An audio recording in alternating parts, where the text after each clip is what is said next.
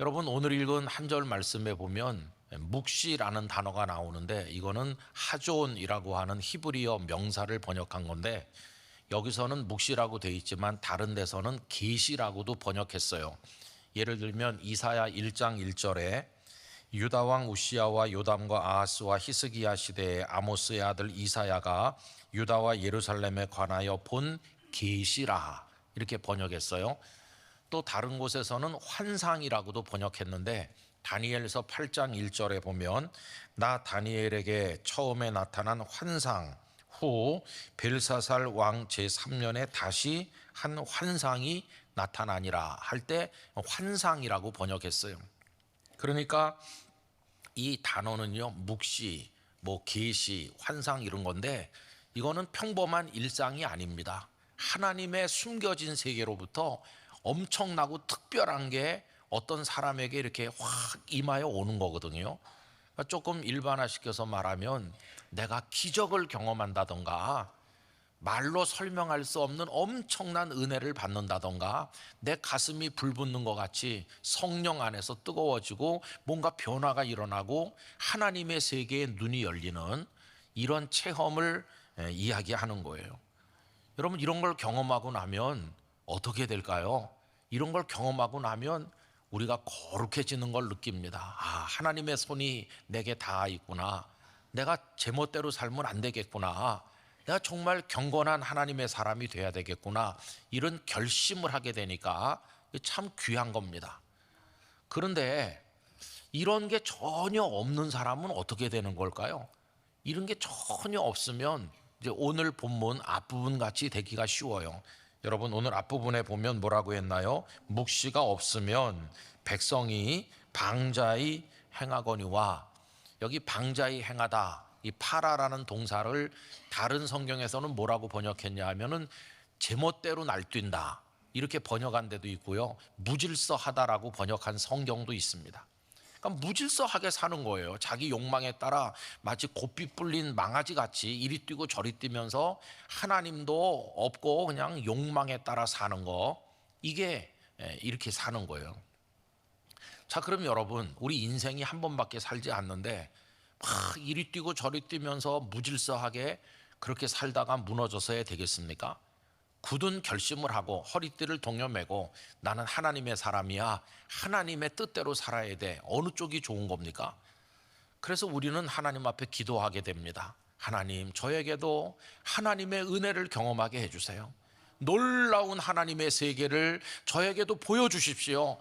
기적을 보기를 원합니다. 저도 거룩한 성도가 되기를 원합니다. 이런 기도를 우리가 드려야 돼요. 오늘 3부에 오신 성도님들, 인생을 살아가는 동안 결정적인 순간에 하나님의 세계를 체험하시게 되기를 축원합니다. 하나님의 영적 세계를, 기적의 세계를 경험하는 게 정말 중요하다 하는 것이에요.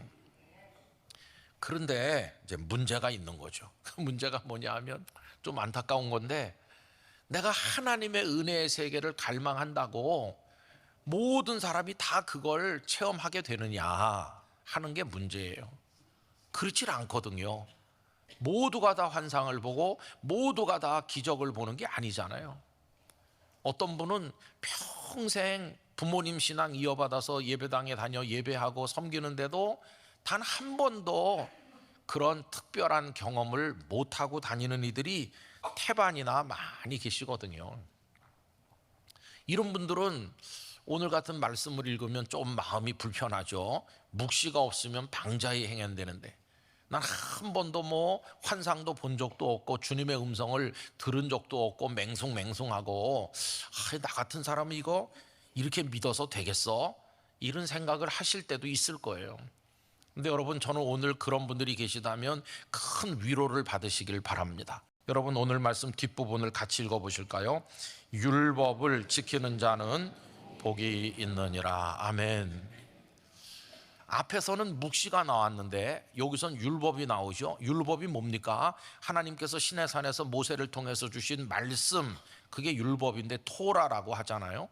그럼 묵시하고 율법하고 이렇게 대조적으로 나오는데 어떤 차이가 있을까요? 묵시는 하나님께서 숨겨 놓으셨다가 소수의 사람에게 잠깐 보여주시는 게 묵시예요. 묵시는 모든 사람이 다 경험하는 게 아니에요. 모두가 다 계시를 보고 모두가 다 환상을 보고 모두가 다 기적을 경험하는 건 아니거든요. 그런데 여러분, 그에 비해서 율법은 어떻습니까? 율법은요, 모두에게 공개하신 거예요. 비밀이 없어요. 모세가 율법의 말씀을 받아가지고 소수에게 몰래 몇 사람에게만 전한 게 아니라 모든 이스라엘 백성들 앞에 공개적으로 다 전해준 거, 누구나 다 하는 거, 그게 율법인 거예요. 이 둘이 대조적이죠. 그래서 여러분, 이거를 이해하는데 참조가 되는 성경 말씀이 있는데 신명기 29장 29절입니다. 우리 화면을 보면서 이 말씀을 천천히 다 같이 읽어보겠습니다. 감추어진 일은 우리 하나님 여호와께 속하였거니와 나타난 일은 영원히 우리와 우리 자손에게 속하였나니 이는 우리에게 이 율법의 모든 말씀을 행하게 하심이니라. 아멘. 여기 두 가지가 나옵니다. 하나는 감추어진 일. 감추어진 일은 누구에게 속했어요? 하나님께 속했다는 말은 하나님만이 아신다는 거예요. 하나님의 놀라운 세계는 하나님이 꽁꽁 숨겨가지고 우리는 모르고 하나님만이 아시는 하나님의 거예요. 하나님의 전능하신 세계, 하나님의 엄청난 신비의 세계를 우리가 어떻게 압니까? 우리 모르는 거죠. 그건 하나님께 속한 거예요. 그런데 어느 날 하나님이 갑자기 커튼을 슬쩍 들치는 것처럼 당신의 비밀의 세계를 커튼을 잠깐 들쳐가지고 우리가 살짝 보게 해주시는 거예요. 조금 보여주셔요. 그럼 그만큼 우리가 하나님을 알게 되는 건데, 그 살짝 보여주시는 걸 계시라고 그래요. 계시. 그때 하나님은 열어서 보여주시는 계시하시는 하나님이죠. 그래서 신학자들은 어려운 말로 얘기하는데 아무것도 안 보여주시고 가만히 계신 하나님을 숨어 계시는 하나님이라고 그래요. 반대로 커튼을 들쳐가지고 살짝 보게 하시는 하나님을 계시하시는 하나님이라고 그래요. 그러면 창문 커튼을 들어가지고 보여주실 때 그걸 모두가 다 그 안에 걸 전부 다 보나요? 잠깐 열어주신 만큼만 조금 보는 거고, 그것도 모두가 다 보는 게 아니라 소수의 사람만 보는 거예요. 예컨대 시내산에서 하나님과 함께 계셨던 모세라든가, 포로로 끌려간 그발강가에서 하늘이 열리는 체험을 했던 에스겔 선지자라든가, 종말의 때 있을 일을 보았던 다니엘 같은 분, 혹은 어떤 선지자들, 그리고 그 이후에도 하나님이 마음을 두시는 소수의 사람들에게 특별한 기적과 은혜를 주시는 것이지 모두에게 다 주시는 건 아니에요. 그래서 요게 29절 방금 읽은 데 보면 그게 감추어진 일이에요. 아, 세상에는 하나님이 감춰두시고 가끔 조금씩 보여주는 그런 일이 있구나. 반면에 두 번째 29절에 보면 나타난 일도 있어요. 나타난 일. 나타난 일은 아까 말씀드린 그겁니다. 공개적으로 모든 사람에게 뚜렷하게 다 알려주신 거, 비밀이 아닌 거, 그게 나타난 거예요. 그 나타난 일이 뭐라고 그랬습니까? 말씀, 율법이거든요. 그걸 왜 알려주시나요? 그 이유는 그 알려준 말씀대로 살아라 하면서 그걸 알려주시는 거예요. 그래서 신명기 29장 29절의 후반부만 제가 다시 읽어보면 이렇습니다. 29절 그 후반부만 읽어볼게요. 나타난 일은 영원히 우리와 우리 자손에게 속하였나니, 이게 무슨 말이냐면 이미 알려주셨으니까 우리가 지금 이 성경을 손에 다 가지고 있는 것처럼 이게 우리 것이 됐잖아요. 그리고 우리에게 속한 겁니다. 우리에게 속하였나니, 이는 그렇게 하신 이유가 뭐라고요? 우리에게 이 율법의 모든 말씀을 행하게 하심이니라. 아멘. 자, 그럼 이제 여기서 하나님을 믿는 방식이 두 가지가 있는 거예요. 나는 어떻게 해서든지 하나님이 꽁꽁 숨겨서 감춰놓은 그 비밀의 세계를 알고 싶습니다. 그러면서 하나님 그 비밀을 나에게 계시해 주세요.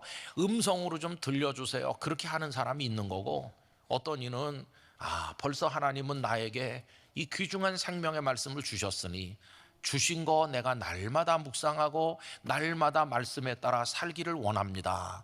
그런 신앙이 있잖아요. 여러분, 어떤 게 더 합리적일까요? 무슨 특별한 기적을 맛보면 와, 오늘은 굉장한 날이야 이러지만 기적이 일어나는 것도 아니고 어저께나 그저께나 오늘이나 똑같은 삶이 반복이 돼서 오늘도 직장에 가고 학교에 가고 살림 살고 뭐 그냥 맨날 똑같은 것 같이 답답하고 지루해 보이지만 그래도 하나님 나와 함께 하심을 믿습니다. 그러면서 말씀 묵상하고 기도하며 사는 거, 어떤 게 더 건강한 그리스도인의 모습일까요?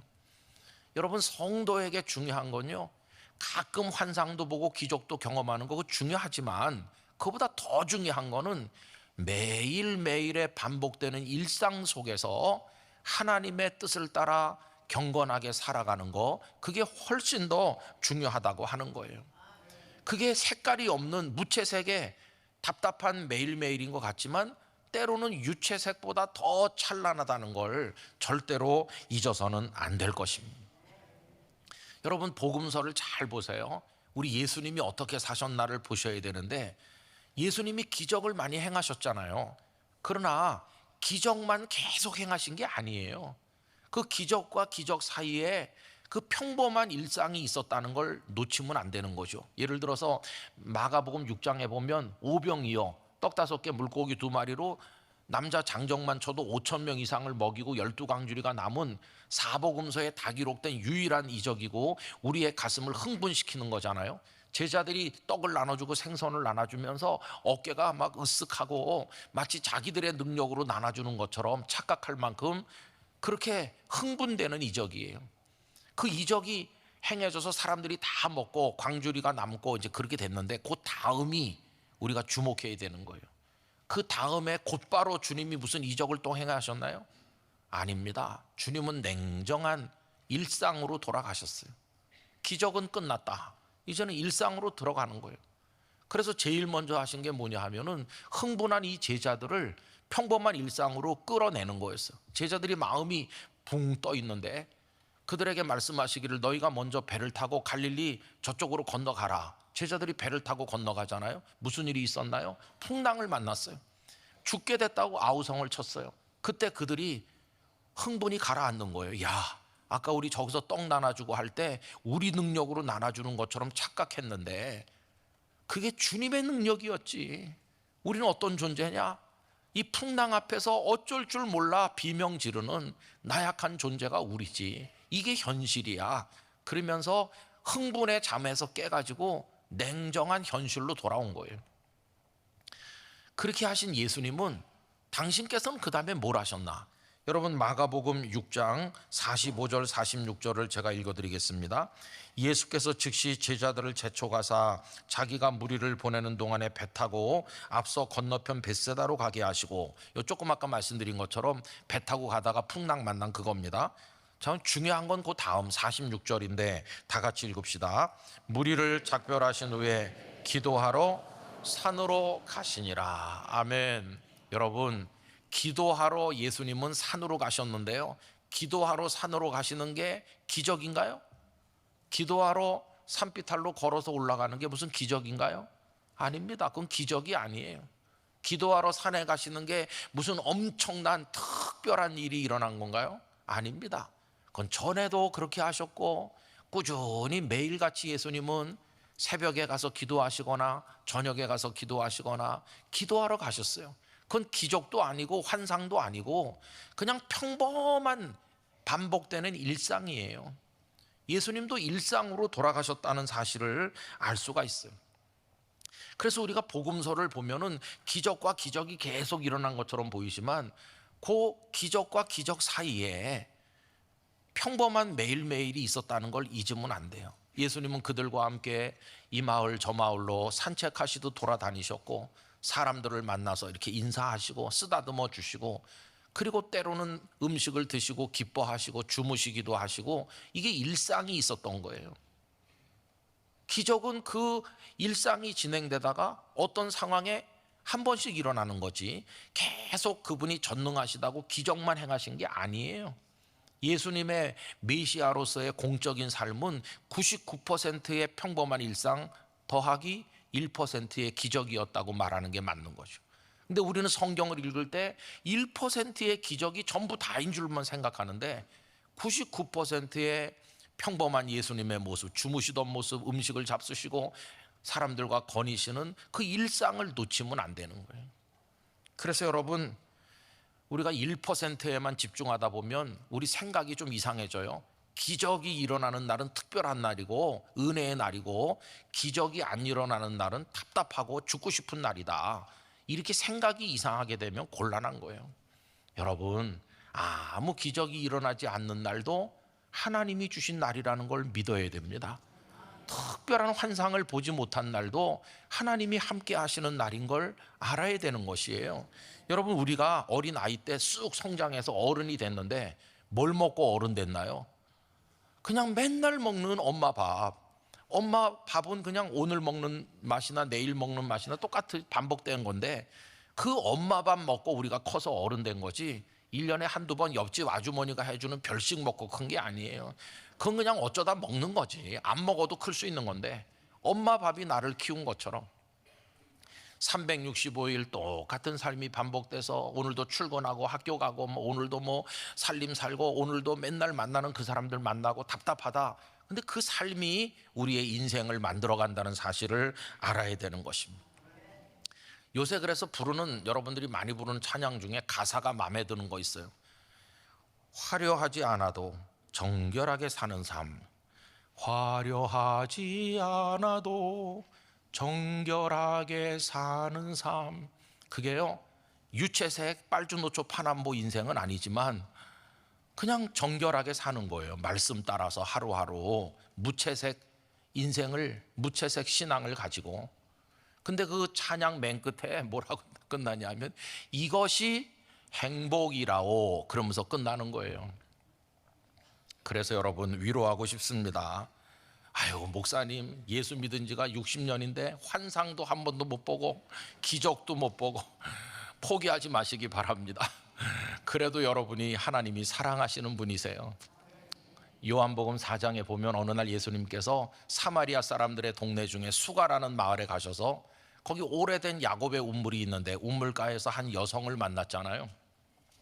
이야기를 하다 보니까 이 여성의 밑바닥이 다 드러났어요. 남편 데려와라. 이 여자는 남편을 못 데려옵니다. 왜냐하면 남편이 5명이나 있었는데 다 자기 남편이 아닌 거예요.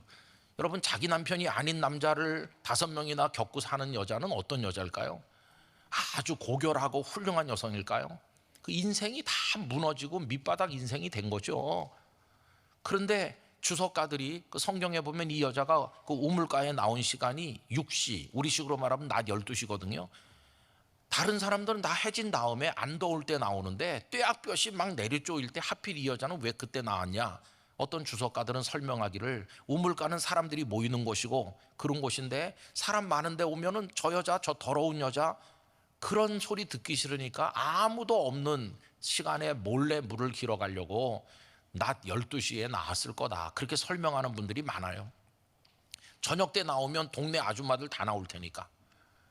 그래서 이 여자가 인적 없을 때 나왔겠다. 그럴 수도 있을 것 같아요. 근데 거기서 중요한 것은 그 여자의 그런 과거나 오늘의 부끄러운 현실이 아니고 정말 중요한 건요, 그 여자가 물길로 나왔다는 사실이에요. 물을 기르러 우물가에 왔다는 게 뭘 말해줍니까? 포기하지 않았다는 거예요. 뭘요? 사는 거를, 사는 거. 살려니까 물이 있어야 되고 물이 있어야 되니까 우물가에 온 거죠. 비록 과거가 부끄럽고 현실이 답답하고 하나도 되는 것도 없는 것 같아도 나는 오늘의 삶을 지키겠어요 그러면서 물동이를 이고 그 떼약볕 아래로 걸어서 나온 거예요. 여러분, 우리 일상이 그렇게 답답할 때가 많아요. 그렇지만은 매일같이 반복되는 삶을 성실하게 포기하지 않고 살다 보면 어느 날 생각지 못한 시간에 그 우물가에서 영원히 마르지 않는 생수이신 예수님을 만나는 거예요. 얼마나 놀랍습니까? 여러분, 특별한 은혜는요, 특별한 장소, 특별한 시간이 미리 정해져 갖고 임하는 게 아니라 나는 답답한 매일매일을 그저 믿음으로 살려고 애쓰다 보면 어느 날 갑자기 하나님께서 내게 손 내밀어 주시는 거예요. 그게 은혜 받는 방식이에요. 여러분, 겨울에 눈이 퍽 오면은 에어컨 다 나가서 와, 첫눈이 옵니다. 기뻐 뛰잖아요. 하늘로부터 내리는 눈을 은혜라고 생각한다면 이 은혜가요, 양탄자 깔아놓은 고기만 눈이 싹 오는 듯이 그렇게 오나요? 아닙니다. 차갑게 얼어붙은 땅에 여기도 저기도 눈이 다 내리는 것처럼 내 인생이 얼어붙은 땅과 같아도 포기하지 않고 하나님을 바라보며 이미 주신 이 말씀을 눈물로 읽으면서 걸어가다 보면 어느 날 하나님의 은혜가 내리 덮이는 거예요. 아, 하나님 나를 버리지 않으셨구나, 감사하다. 그렇게 사는 거죠. 하반기가 시작돼서 오늘 2번째 주일인데 그냥 답답한 일상이 계속되시는 거 아니에요? 그러나 여러분, 그 속에서 어느 날 우물가에서, 여러분의 인생의 우물가에서 주님 만날 수 있다는 걸 믿어야 됩니다. 주님이 우리를 사랑하시는 거예요. 이 감동을 가지고 이혜인 시인이 시를 썼거든요. 우물가의 사마리아 여인처럼. 제법 긴 시기 때문에 제가 중간중간 빼먹으면서 일부만 읽어보겠습니다. 야곱의 우물에서 물을 깃던 사마리아 여인에게 당신이 하신 것처럼 주님 제게도 당신이 먼저 한 잔의 물을 청하시듯 조용히 말을 건네 오시렵니까? 조금 건너뛰고요. 언제나 일상의 우물가에서 작고 초라한 두레박으로 당신께 물을 길어드린 저에게 이제는 두레박 없이도 물 깃는 법을 거듭 깨우쳐 주시렵니까? 당신이 깊고 맑은 우물 자체로 제 곁에 서신 순간부터 저의 매일은 새로운 축제입니다. 긴 세월 고여왔던 슬픔과 목마름도 제 항아리 속의 물방울처럼 일제히 웃음으로 춤추며 일어섭니다. 참 슬프고 고단한 인생을 살았는데 주님이, 마르지 않는 생수이신 주님이 내 옆에 계시고 그분이 영적인 우물이 되신 거예요. 그때부터 내 영혼의 항아리에 있는 물들이 막 일어나서 춤을 춘다고 이 여인이 그날 받은 은혜를 이렇게 표현하였어요. 성도 여러분, 특별한 묵시를 기다리기보다는 새벽마다 하나님을 부르시기 바랍니다. 무슨 계시를 보여주세요 이러기보다는 하나님의 사랑, 하나님의 진리가 담긴 이 말씀을 믿음으로 한 절 한 절 읽어 내려가시고 이 말씀을 붙들고 기도하시고 이 말씀대로 사는 삶에 도전하시기를 바랍니다. 기적을 보여주세요 그러기보다는 아침에 맑은 정신으로 눈 뜨고 일어나 하나님을 기억하는 것이 기적이라는데 감사하시기 바랍니다. 여러분, 감추어 두신 뭔가 굉장한 걸 갈망하기보다는 평범함 속에 숨겨져 있는 하나님의 사랑을 맛보실 수 있기를 바라는 것입니다. 내 인생은 칙칙해.